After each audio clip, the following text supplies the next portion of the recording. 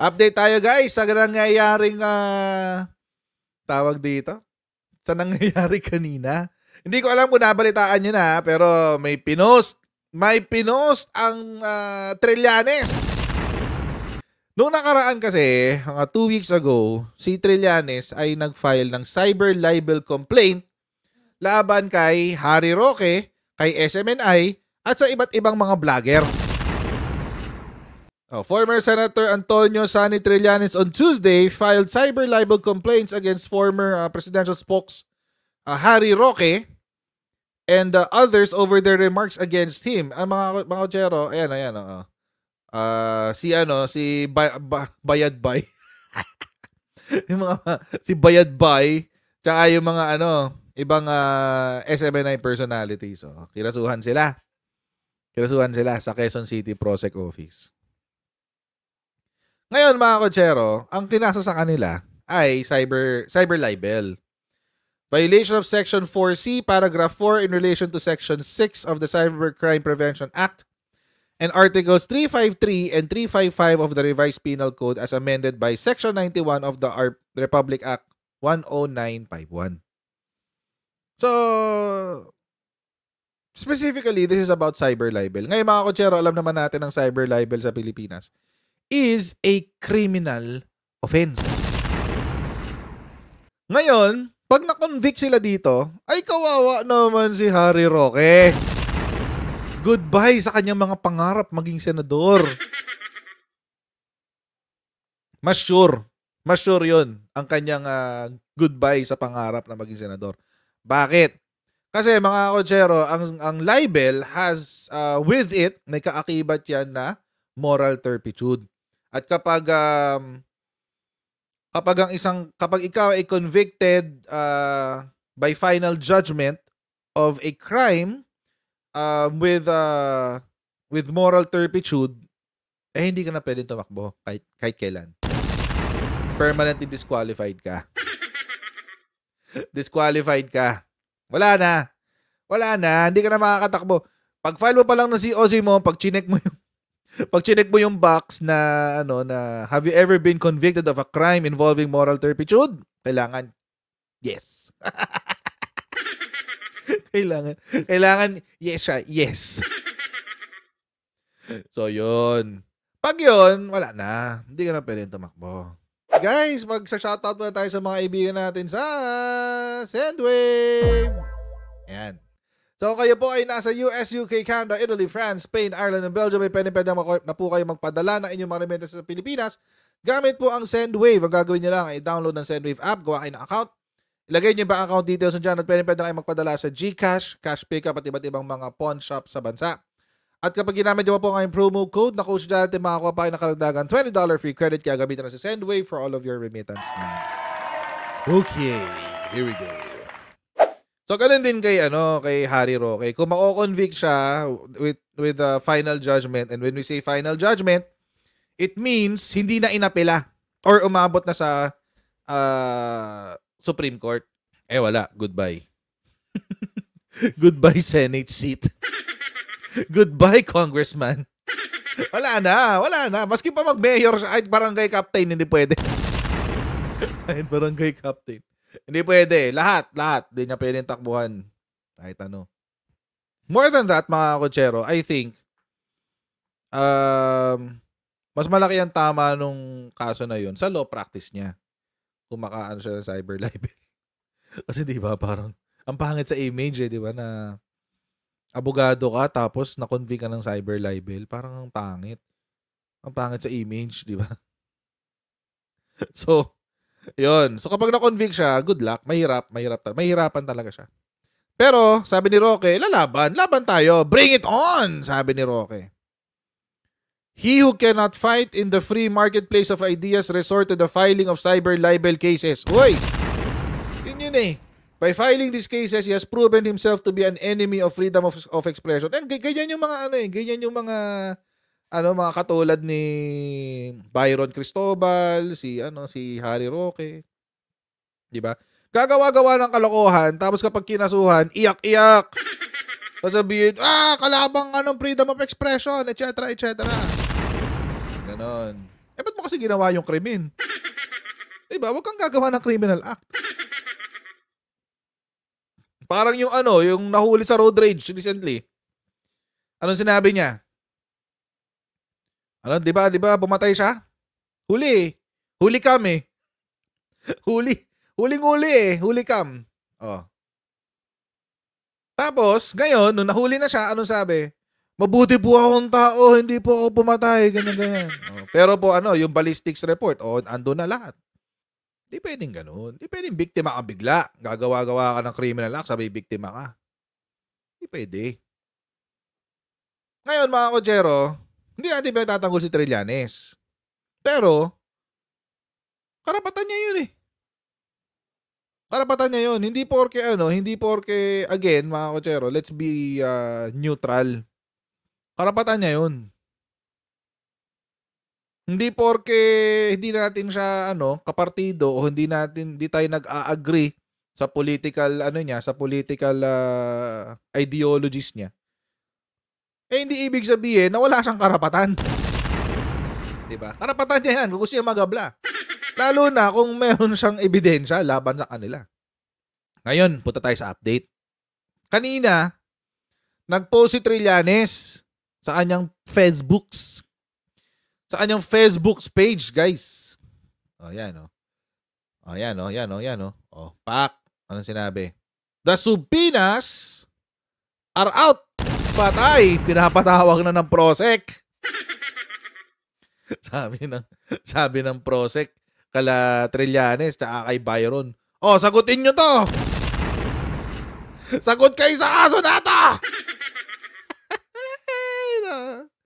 Sabpuena. By the way, sa mga baka mamaya Sabpuena ang basa niyo dito, hindi Sabpuena yan. Sabpina ang basa po diyan, ha. Kasi may mga nariringgan ako na Sabpuena doon. Hindi po, Sabpina po yan. Mga kotsero, authentic po ito. May merong butas. May butas ng puncher, authentic yan. Pag pinakita nyo kay Bato to, authentic na to. Yan yung kay Roque. Ito naman, yung kay Byron. Yan. Banaybay. Banaybay.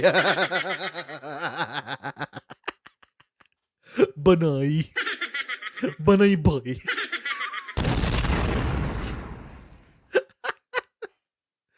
Sabagay, magkatabi lang kasi yung Y tsaka T sa keyboard. Katabi lang kasi yung Y tsaka T. So baka na lang, napindot lang. Banaybay.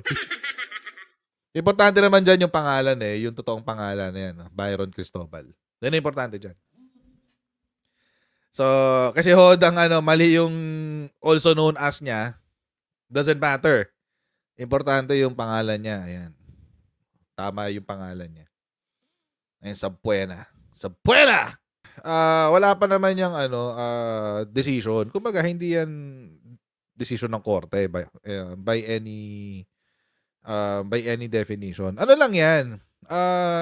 Nag-iimbestiga pa ang prosecutor. That's it. Wala pa namang dyan. Wala pa namang binding dyan. So, sinasabi lang ng prosecutor na, sumagot kayo, may habla kayo, may nagkaso sa inyo, sumagot kayo. Kasi meron kayong ginawang kalokohan merong may nagkaso sa inyo Patunayan nyo ngayon na inosente kayo. Okay. Ang problema dito, mga kotsero, napakadali nung depensa ni Trillanes. Simple lang naman sasabihin niya Ginawa nyo to, nakita ko yung recording, narinig ko yung recording, etc. Sinabi nyo sa ganitong programa, yun na yun. Yun lang naman ebidensya mong gawin Kailangan mong gawin. Ngayon, ang depensa usually sa libel is truth. Truth as defense. Kaso nga lang, ang problema doon, hindi masyadong reliable yun Hindi rin madalas ginagamit yun, yung truth as defense. Kasi nga, dito, hindi importante whether sa cyber libel and libel in general, not just cyber libel. Hindi importante kung totoo o hindi yung sinabi mong yung sinabi mo. Ang importante sa cyber libel at sa libel, period, is yung nagawa mo ba lahat nung elements. Which is, may sinabi ka at you are imputing a vice, defect, or a crime sa isang tao with the intent na siraan siya. Yun lang yun. So, kasi hodang totoo o hindi, wala. Hindi importante yun. Ang importante, may sinabi ka ba na nakakasira sa pagkatao ng isang individual at ang intention mo ay siraan talaga siya. Kasi sasabihin lang naman ni Trillanes, patunayan nila na binayaran ako. Na binenta ko yung mga isla ng West Philippines sa China. Kasi ako, as far as I'm concerned, wala naman akong binibenta. Wala naman akong nakuhang pera from China. Nagpabalik-balik lang ako. Tapos malamang narinig ko na si Attorney Harry Roque niyan sinabi niya, ang tao dito, ang idedepensa daw ni Trillanes, kailangan daw niyang ikwento yung mga biyahe niya sa sa China noon. Well, I'm sure yun na yung strategy na naisip ng abogado niya. So, good luck sa inyo. Paano pag dun sa mga dokumento at sa mga notes at sa minutes of the meeting na nakuha niya? May kasama siyang ambassador doon, di ba? Yung Chinese ambassador during that time. So, may minutes of the meeting yun. Paano pag walang nakitang usapan doon or transaction or whatever? Or kahit paper trail, kahit anong paper trail na lang, di ba? Wala, mahirapan kayo doon. Mahirapan sila dyan. Tapos ang tagal nilang tagal nilang sinalsal yung issue, buong term ni Digong. Puro yun ang sinasabi. Basta pag West Philippines yung issue, laging binibring up si Trillanes. Nabudol ako dun Siyempre, mga abogado na yung nagsasalita. Sasabihin sa'yo ng mga abogado, kasi binenta ni Trillanes, et cetera, ganyan. Tapos tayo naman, naniwala tayo. Maniniwala. Siyempre, abogado yung nagsabi, maniniwala ako dyan. So, nakasira talaga. Ngayon, whether it is legitimate or not, it's out of our hands. Korte na magdidesisyon dyan. Korte na magdidesisyon dyan. Pero, basta ang importante lang naman sa korte is, may sinabi ka, at yun ay nakakasira sa pagkatao ng isang individual, at ikaw ay nagsasabi na itong taong ito ay merong vice, defect, or crime. So regardless of its truth or falsity, basta meron kang intensyon na siraan ng pagkatao nitong individual na to, most probably mako-convict. Most probably. Nagsalita din si Trillanes, di ba? Sabi niya, nung tinanong siya, bakit ngayon ka lang nag-file ng kaso? Sabi ni Trillanes, kasi ngayon lang naman nagkaroon ng kalayaan sa pagsasalita. Ngayon lang naman nagkaroon ng totoong kalayaan sa pagsasalita, sabi ni Trillanes. Who would have thought na yung mga kalaban ng mga Marcoses for the past 30 years,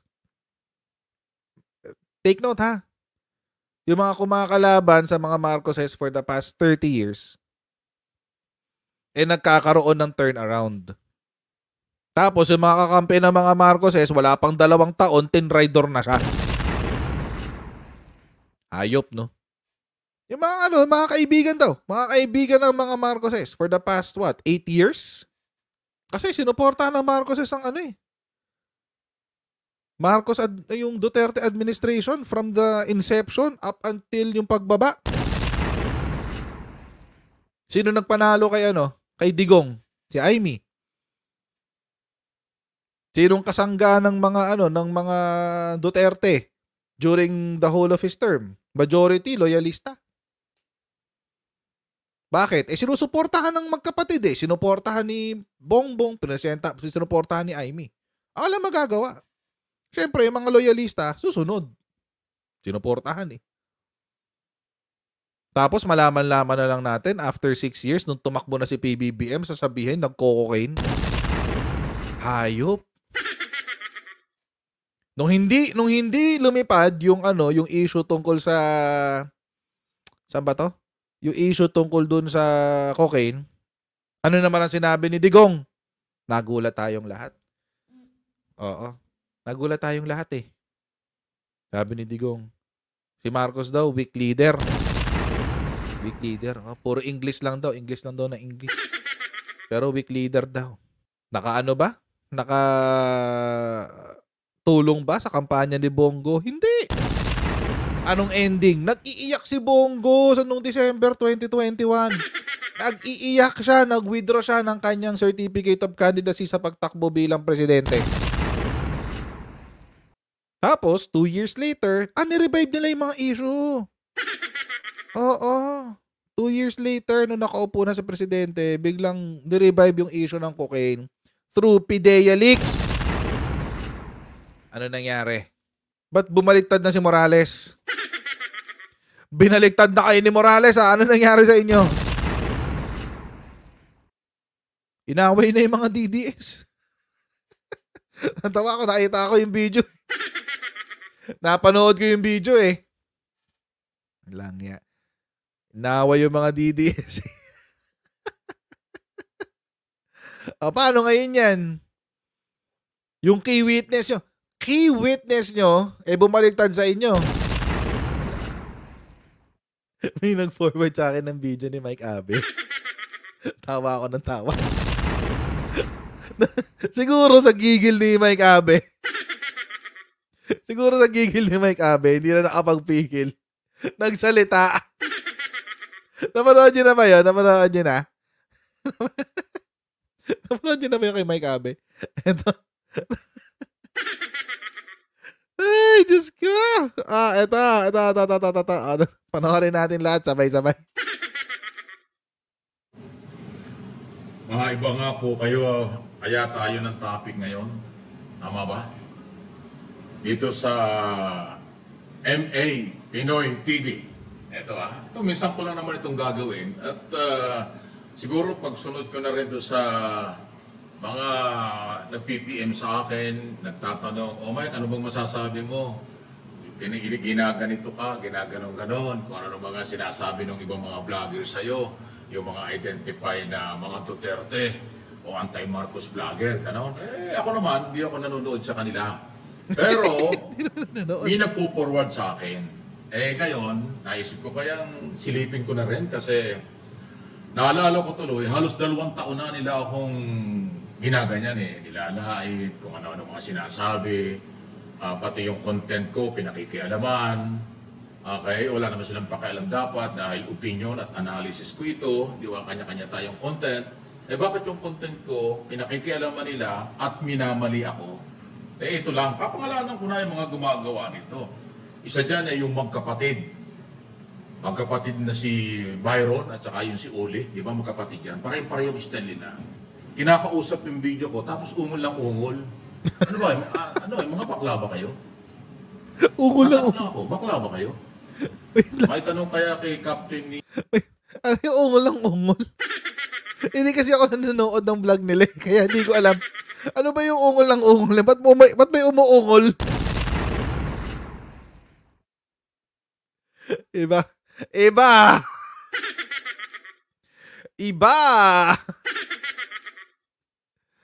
Ay, naungol si Banaybay. Baka pinagpapantasyan si Mike Abe. Baka type si Mike Abe.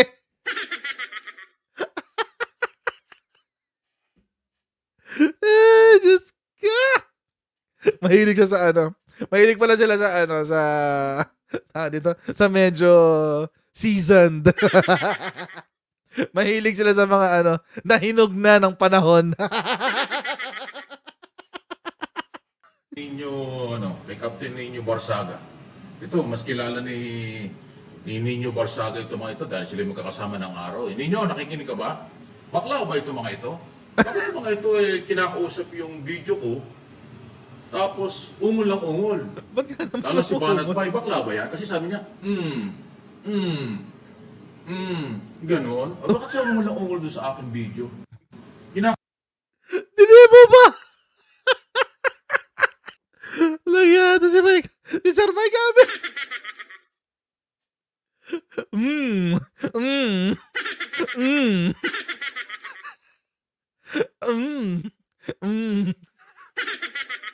Ba't ka naman nanonood ka ng video, di ba? Gumaganon ka.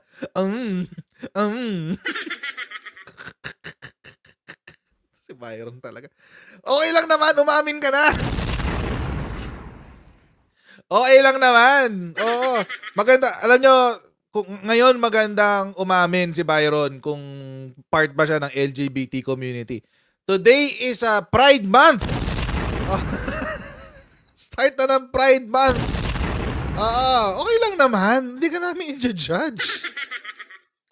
Nakausap yung video ko, tapos minamali ako, tapos uhol. Matagal lang ginagawa ng magkapatid na yan. Kaya tuloy ako nagtatanong, mga bakla ba kayo?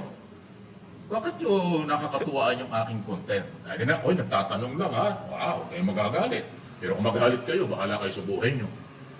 Kasi yung mga content nyo, hindi ko pinakikialaman. Hindi ko nga ginagamit ang mga video nyo dahil hindi ko ugali manggamit ng video ng may video. Maliban lang kung lehitimong media, yan, ginagamit ko. Kasi lehitimong media, mayroon akong tiwala. Pero sa inyo, wala. Yun ang tanong ko, bakit? Meron pang isa dyan, yun si Badong Atis. Badong Atis. Ano ba? Atis. Badong Aratin. Atis! Atis ka pala, Badong!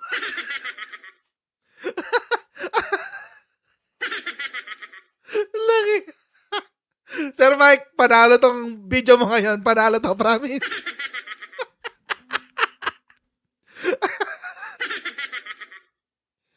Bukas, content na naman ako ng mga hayop na yan. Promise. Oy, by the way, may pasabog si si Nino Barsaga dyan kay Badong Aratiles. 2 taon na rin akong tinitira. May pasabog dyan kahapon si Nino Barsaga. Nagulat ako. Gaano kaya katotoo yun? Hindi ko alam. Hindi ko alam kung gaano katotoo yun. Pero may sinabi si Nino Barsaga kahapon. Panoorin nyo yung kay Nino Barsaga, yung kahapon yata. Kahapon ba yun? Wait. Sinend sa akin eh. Kailan ba to?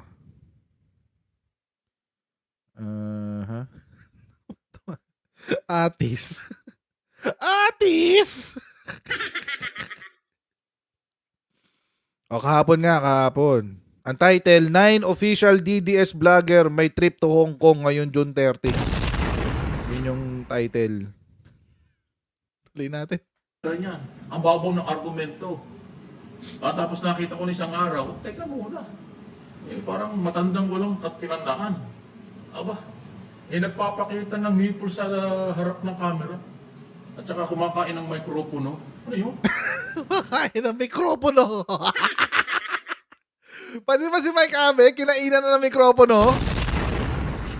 Kala ko, ako lang kinainan ng mikropono eh. Pati si Mike Abe rin pala. Tapos sinusumbatan, parang naniningil sa SMNI. Kaya kung galing ako ng SMNI, hindi ako naniningil dyan. Sinisingil ng SMNI? Wala daw dito siya tinutulungan ng SMNI? Bakit yung iba lang daw? Ano yun? Ano ba klase mga vlogger ito mga ito? Kayo ba yung dapat kapanipaniwala? Kayo ba yung nanghihikayat ng taong bayan na samahan kayo? Wait. So umamin si Badong Aratiles na gusto niya magpasahod kay SMNI? So umamin siya. Okay.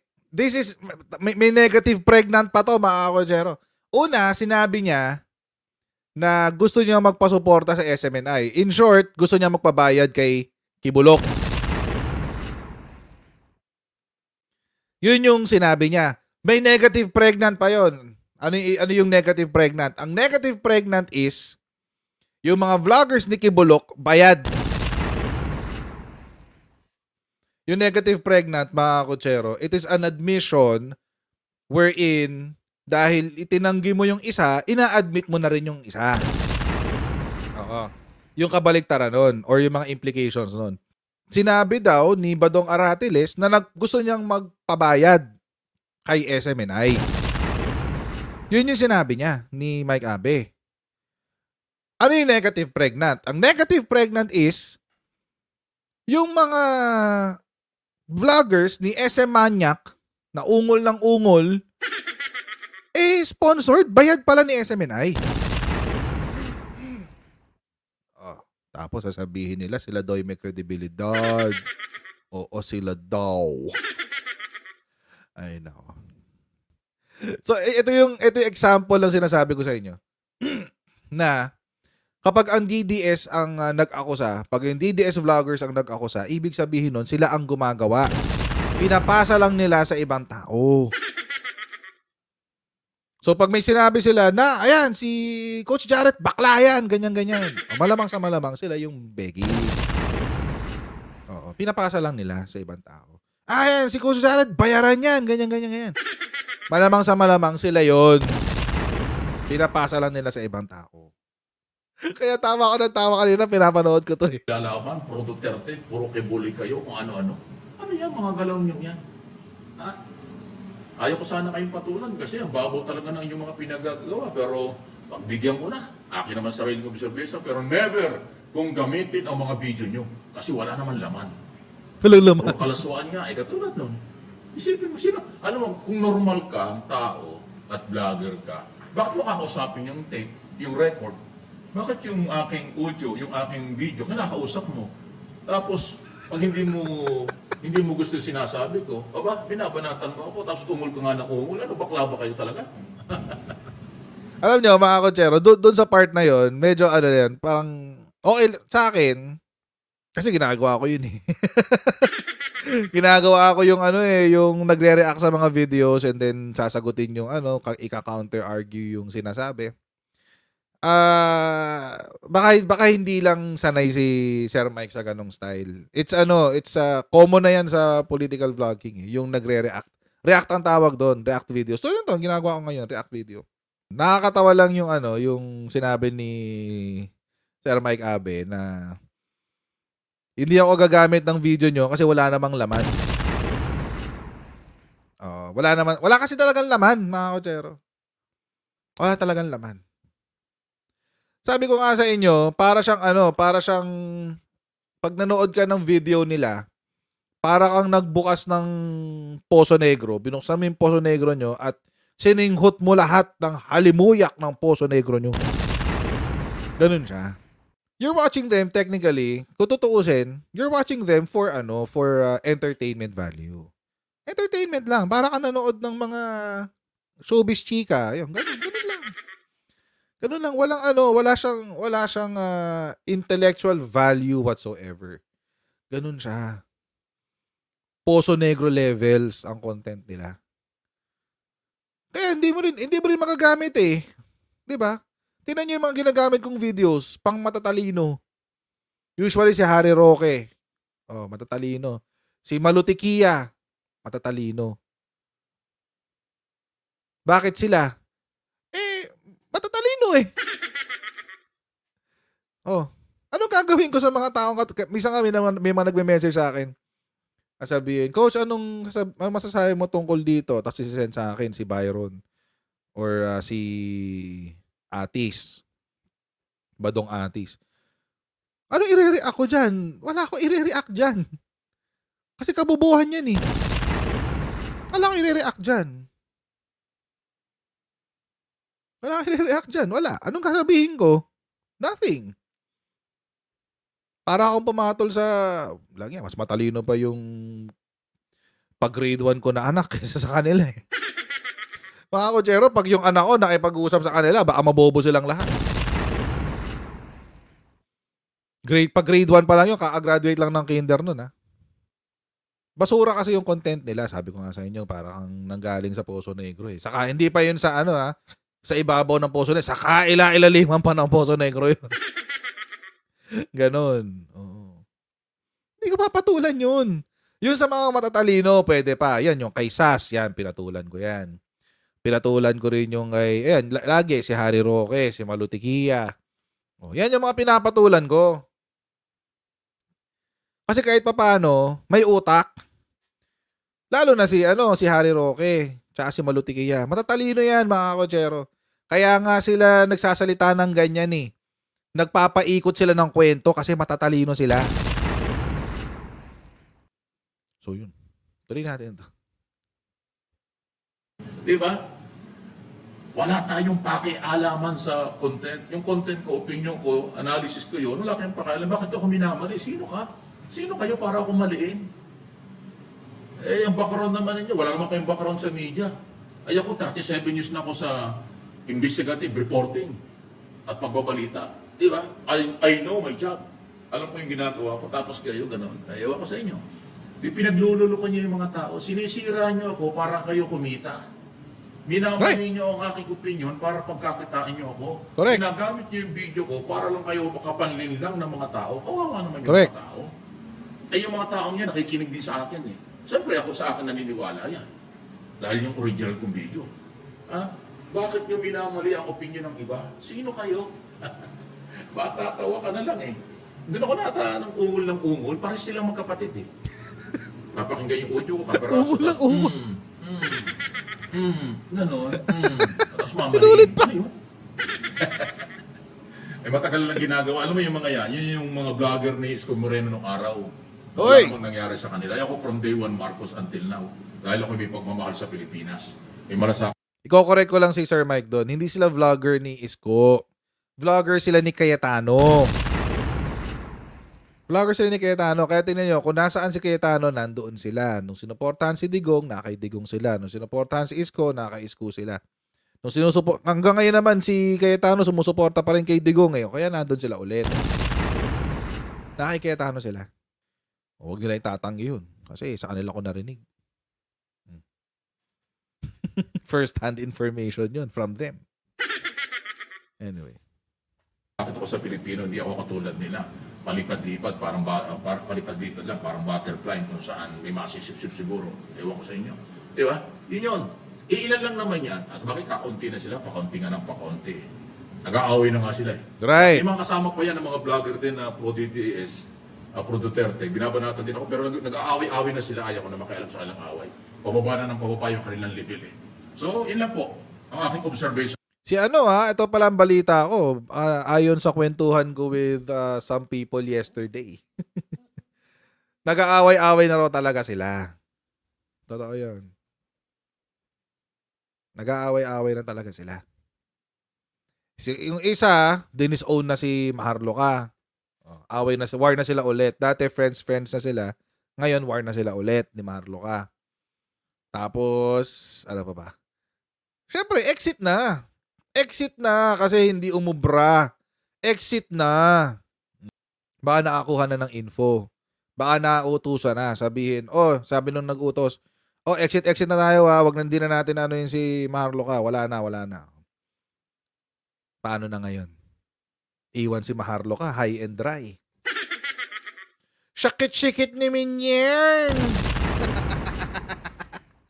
Yung build up ka ng 3 buwan, tapos nung hindi ka na kailangan, bigla kang tinapon. Basura. So, maghihintay na naman yan ng bagong utos galing sa taas. Kung sino man yung nag-uutos, I have an idea, pero hindi ko sasabihin. Pero kilala ko siya. Napag-usapan namin. So, yun. So, abangan na lang natin ang mga susunod na kabanata. Kaya ako'y muling nagpapasalamat doon sa mga nagpapadala sa akin ng mga video, audio, kung gano'n. Nakakarating sa akin kasi hindi ko naman talaga sila papanoodin kasi nakita ko na wala naman yung laman eh. At saka walang seryosong sakripisyo at pagmamalasakit sa bayan. Kung ano lang kanilang negosyo lang nila, kumita lang sila. After views lang, yun lang ho sila. Pero wala. Dapat kasi kung Pilipino ka, manalig ka at sumuporta ka sa ating gobyerno para tayo yumaman, para gumanda ang ating bansa, hindi yung pro-China, hindi yung pro-destabilization, hindi yung puro paninira, puro intriga, ayan, nagkawindang-windang tayo. Okay? So, anong tingin niyo? Pasensya na po kayo, ako minsan lang po ako magsalita ng mga ganitong usapan. Minsan ko lang pong kumatol ako sa mga ganyan. Pero, pinagbigyan ko lang yung request ng mga tao. Para sa akin, napakababaw ng kanilang mga ginagawa. Hindi yan pang-national, hindi yan pang-bayan. Panlalait, paninira, after money lang yan, after views lang sila. Okay? Hindi yan nakakatulong sa kaalaman, katalinuhan, development ng ating bayan. Ay hindi po ko gano'n. Ako laging aking priority. Tulungan natin ang gobyerno, sumunod tayo sa mga batas, pagandahin natin ang ating bansa, ang imahe ng Pilipino sa international community. Panindigan ng West Philippine Sea, panindigan ang ginagawa ng ating gobyerno under President Marcos kasi nasa tamang direksyon. Ayan, okay? So, yung pong mga ibang mga vlogger na mapanlait, mapanghusga, at ang dating ay parang pasintabi na ako, marami akong kilalang bakla, dire-respeto ko. Respetado ang mga bakla. Marami mga professional, mayaman, matitinong tao, pero ganun po ang alang kasarian, nire-respeto ko. Pero itong grupong ito, kaya ako hindi ko naman alam na bakla sila. Nagtatanong nga ako eh. Sana sumagot si Ninyo Barsaga. Ninyo, sagutin mo ako, totoo ba? Bading yung mga yan? Bakit ba sila ungol ng ungol? Ha? Habang pinapanood ako? Ha? O baka naman, ewan ko sa kanila. Muntik na akong nadulas. Anyway, so, any comment, reaction, medyo naiba yung ating topic dito sa MA Pinoy TV. Huwag tayong mawala ng pag-asa. Tuloy-tuloy ang buhay. Tuloy-tuloy ang ating mga obligasyon sa ating sarili, sa ating pamilya, at sa ating gobyerno. Yan ang mahalaga. Huwag tayong masyadong palaasa sa ibang tao. Huwag tayong masyadong aasa sa gobyerno. Tulungan natin ang gobyerno. Panalo, nagtagumpay ang ating Pangulo, panalo tayong lahat. Ayun, hindi pwedeng, hindi na nga kayo tumutulong, mapaghanap pa kayo. Hindi na nga kayo tumutulong, puro paninira pa. Wala kakwenta-kwentang argumento yan. But anyway, so yun na sinabi ni Mike Abe. Nakakatawa lang. Hindi naman issue kung Becky. Marami naman ang kumbaga mainstream na ang pagiging ngayon LGBT. Hindi issue 'yun. Ang issue dito kasi mga kotsero, yung walang kwentang paggawa ng content and then passing it off as if it is their original idea. Mga entertainer ganun talaga. Di ba? Entertainer Kailangan ng views, kailangan ng di ba? Ganun talaga. Okay lang 'yun. That's their hustle. Respect the hustle, di ba? Pero again, sa mundo ko kasi ng political vlogging, hindi pwedeng hindi pwedeng entertaining ka lang. Uubra yan kung pera-pera lang. Kung pera-pera lang habol mo, uubra yan. Pero kung you're playing a very dangerous game kasi kung you're doing it for the money, may mga maniniwala sa'yo At yung mga maniniwala sa'yo, tulad yan, yung mga naniniwala dun sa mga bayaderos, mga DDS supporters, yung mga DDS, mga Duterte Balahura supporters. Ano yung nangyayari? Diba? Nagugulo ka lang. You're one of the initiators of chaos. Pangit yun. Hanggang dito lang po muna tayo mga kotsero. Okay? Huwag niyo po kalimutan mag-like, share, and subscribe sa ating Coach at YouTube channel. At may-follow po tayo sa ating Facebook page para lagi po kayo updated sa mga ganap sa ating channel. And I'll see all of you in our next Coach Jared Live. Mali. God bless everyone. See you next time. Bye.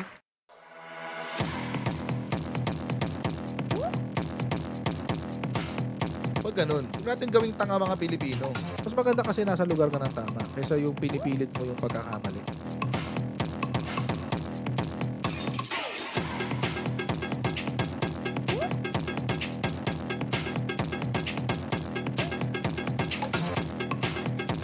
Are they willing to go that far? Hindi makakalimutan ng Pilipino yan hanggat di nasasagot yan. Sino ngayon nagsasabi ng totoo?